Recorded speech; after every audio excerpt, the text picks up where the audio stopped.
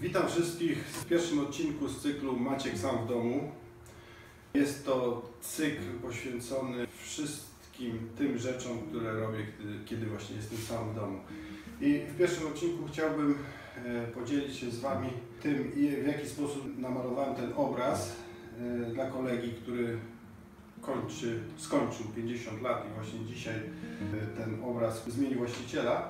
On go dostanie, mam nadzieję, że będzie się podobał. To tutaj nie tylko obraz jest moim dziełem, ale tak samo rama, ale dla ramy poświęcę drugi odcinek tego cyklu, ponieważ to, co jest ciekawe w tej ramie, to jest to, że była zrobiona z materiału, z palet po prostu, z niczego innego, tylko z palet. Dzisiaj palety są dość popularne, także ja też wchodzę w ten temat.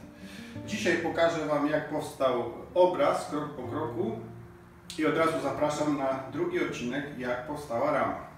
Zapraszam.